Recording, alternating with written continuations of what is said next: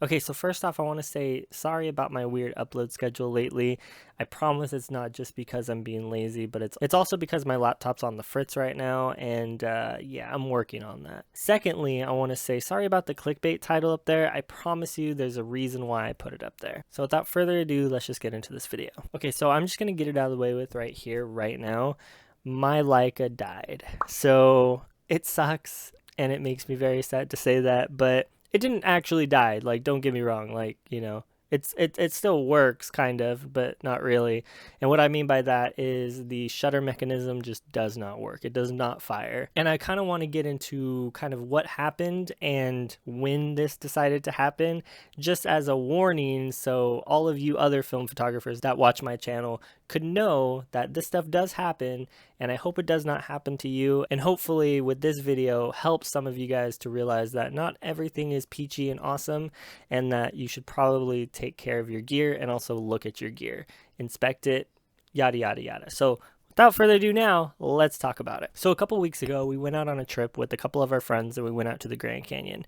Now, before this trip, I really looked at all my gear. I sat all my gear down and I was like, okay, which ones should I take? Should I take the Sony, which is what I'm recording this video with right now? It's really big, it's clunky, I have a battery grip on it, I have a 24 to 70 Sigma lens on it, so it's a pretty big unit of a camera.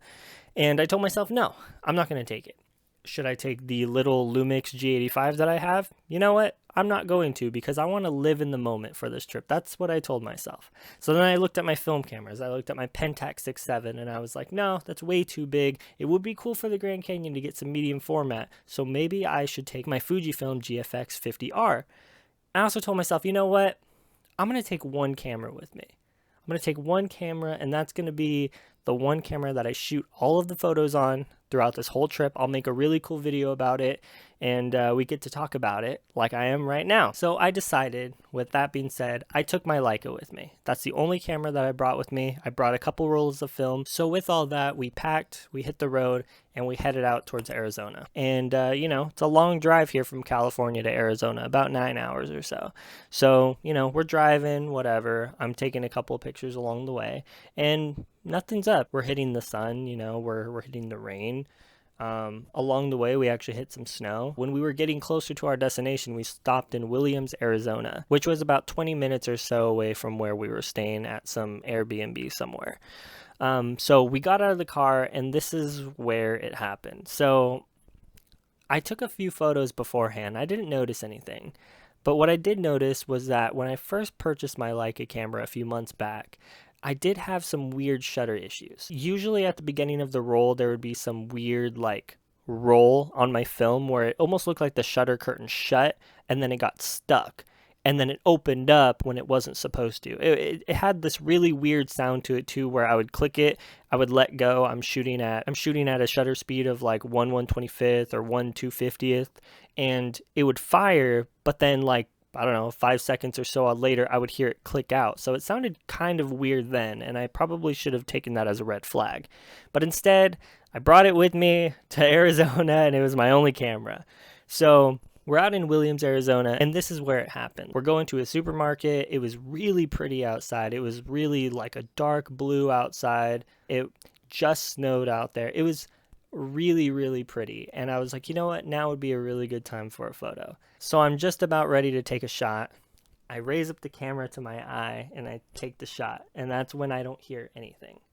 And I was instantly like, okay, well, maybe I shot more on this roll than I realized, because the Leica M2 has a manual switch right here, so you could actually change it all you want. So I was thinking, okay, well, maybe I shot this entire roll and maybe that was the issue. So what I did was I got my other roll of film, I put it inside the camera, I tried to take a picture, nothing happened.